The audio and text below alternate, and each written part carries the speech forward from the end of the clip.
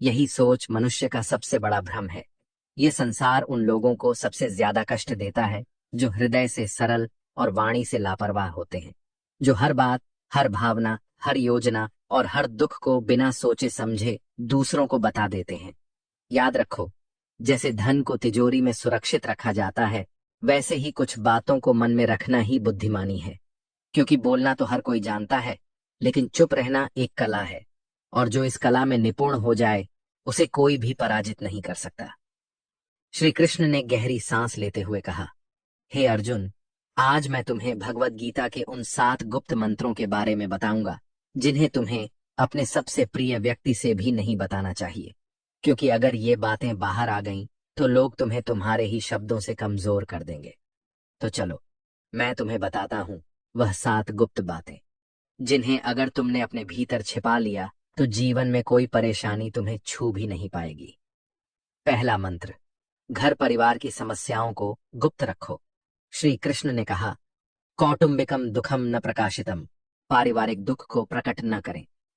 जीवन का यह पहला नियम है कि अपने घर की समस्याओं को कभी भी बाहरी लोगों के सामने प्रकट न करें। चाहे वह झगड़ा हो, मनमुटाव हो या कोई निजी तकलीफ, उसे घर के बाहर जाहिर मत करो। अर्जुन ने पूछा, हे माधव, जब मन में दुख हो तो क्या उसे बांटना नहीं चाहिए? श्री कृष्ण बोले, हे पार्थ, जब तुम अपने घर की कमियां बाहर दिखाते हो तो लोग उन्हें जोड़ने की बजाय और अधिक बिखेरने लगते हैं। वे दया नहीं, बल्कि केवल तमाशा चाहते हैं। एक बार की बात है, एक गांव में 2 भाई थे। उनके बीच अक्सर झगड़े होते थे। एक दिन बड़े भाई ने पंचायत में छोटे भाई की बुराई कर दी। इसका परिणाम यह हुआ कि पूरे परिवार की प्रतिष्ठा गिर गई और लोग उनसे दूरी बनाने लगे। घर की बात बाहर निकलते ही रिश्तों की मर्यादा नष्ट हो जाती है और लोग तुम्हारे दुख को तुम्हारे ही विरुद्ध एक हथियार बना लेते हैं। उन्होंने आगे कहा, हे अर्जुन, घर का झगड़ा यदि बाहर चला जाए तो वह घर की नींव को हिला देता है। इसलिए चाहे हालात कितने भी खराब हों, अपनी घर की बातों को केवल अपनों तक ही सीमित रखो, क्योंकि बाहर की दुनिया घाव पर मरहम नहीं, बल्कि नमक छिड़कती है। दूसरा मंत्र, अपनी कमाई और धन को गुप्त रखो। श्री कृष्ण ने कहा, आत्मनो धनम न प्रकाशितम, अपने धन को प्रकट न करें। यह दूसरा और सबसे महत्वपूर्ण मंत्र है कि अपनी आमदनी, अपनी संपत्ति या अपनी सफलता का बखान कभी किसी से मत करो। उन्होंने अर्जुन को एक उदाहरण दिया। एक बार एक राजा ने अपने राज्य की धन संपत्ति का बहुत दिखावा किया।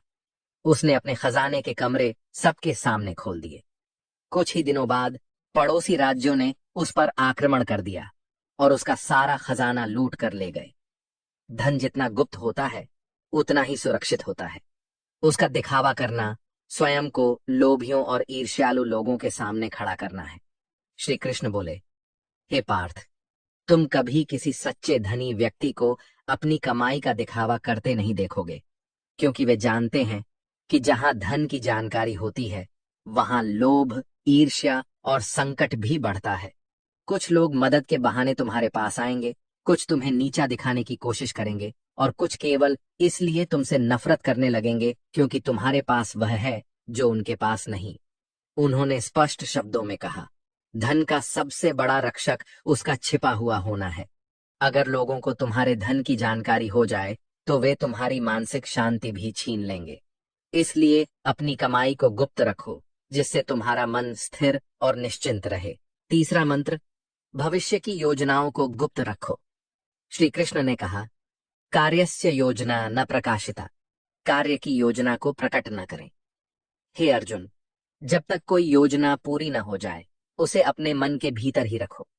जो लोग अपने हर कदम की घोषणा पहले ही कर देते हैं वे अक्सर अपनी मंजिल तक पहुंचने से पहले ही भटक जाते हैं। उन्होंने एक व्यापारी का उदाहरण दिया। एक व्यापारी ने मसालों की एक बड़ी दुकान खोलने की योजना बनाई। उसने यह बात अपने सभी रिश्तेदारों और दोस्तों को बता दी।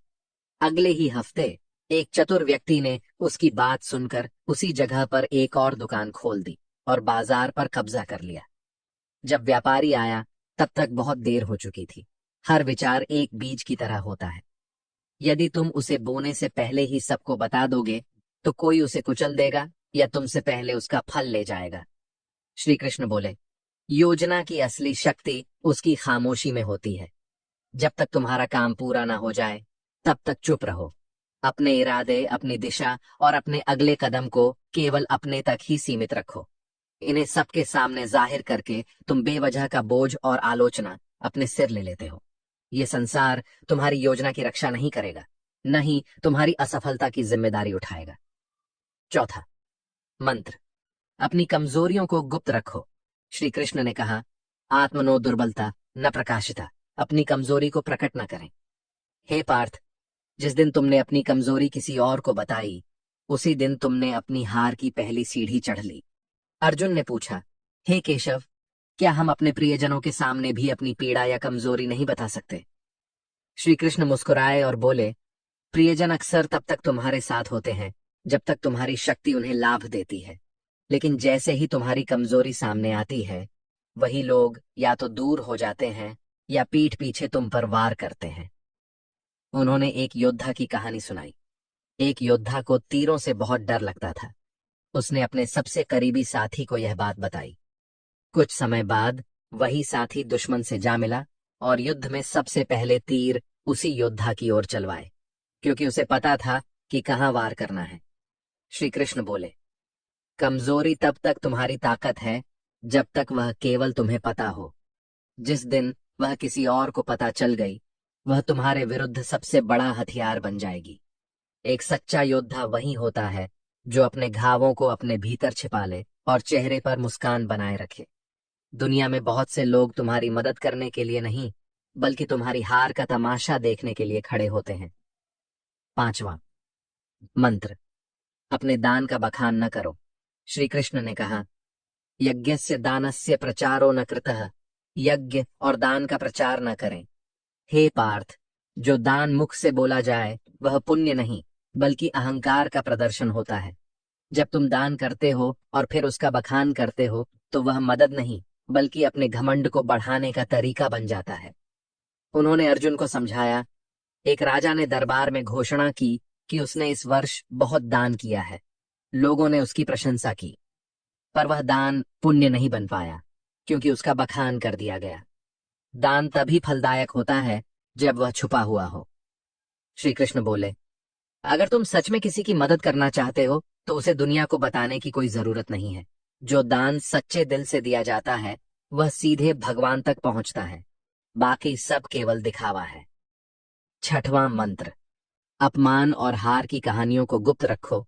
श्री कृष्ण ने कहा, अपमानम पराजयम च न प्रकाशितम। अपमान और पराजय को प्रकट न करें। हे अर्जुन, जीवन में हर कोई कभी न कभी हारता है या अपमान सहता है, लेकिन उस हार को बार बार दोहराना अपने ही जख्मों को कुरेदने जैसा है। उन्होंने अर्जुन से कहा, एक योद्धा ने युद्ध में हार का सामना किया और हर किसी को अपनी हार की कहानी सुनाई। कुछ लोगों ने सहानुभूति जताई, लेकिन अधिकतर लोगों ने उसे हंसी का पात्र बना दिया। जब वह फिर से युद्ध के मैदान में उतरा, तो सब उसकी हार देखने का इंतजार करने लगे। अगर तुमने कभी अपमान सहा है, तो उसे अपनी ताकत में बदलो, सीखो, पर उसका ढिंढोरा मत पीटो। दुनिया बहुत चतुर है। वह तुम्हारे दुखों पर रोएगी नहीं, बल्कि उन्हें याद रखेगी और तुम्हारे विरुद्ध उपयोग करेगी। श्री कृष्ण बोले, सच्चा विजेता वही होता है जो गिरकर भी बिना कुछ कहे फिर से खड़ा हो जाता है और अपनी चुप्पी से सबको चौंका देता है। सातवां मंत्र, अपनी भावनाओं को गुप्त रखो। श्री कृष्ण ने कहा, मनसः भावम न प्रकाशितम। मन के भावों को प्रकट न करें। हे पार्थ, मनुष्य का सबसे बड़ा रहस्य उसका मन होता है। जो व्यक्ति हर किसी के सामने अपना मन खोल देता है, वह सबसे पहले टूटता है। श्री कृष्ण ने समझाया, जब तुम रोते हो, क्रोधित होते हो या अपनी पीड़ा जाहिर करते हो, तो लोग सहानुभूति नहीं, बल्कि तुम्हारी कमजोरी का हिसाब लगाते हैं। वे सोचते हैं कि तुम्हें कहां से तोड़ा जा सकता है।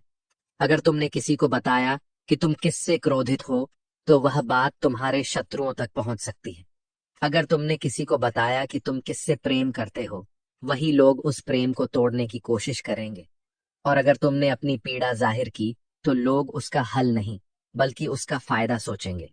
उन्होंने कहा, भावनाएं भी धन की तरह होती हैं।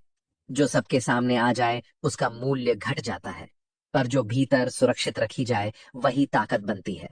अपने मन की बात केवल उसी से कहो जो वास्तव में निस्वार्थ हो। बाकी सबके सामने बस मुस्कुराओ और शांत रहो। अर्जुन ने सिर झुकाकर कहा, हे केशव, मैं समझ गया।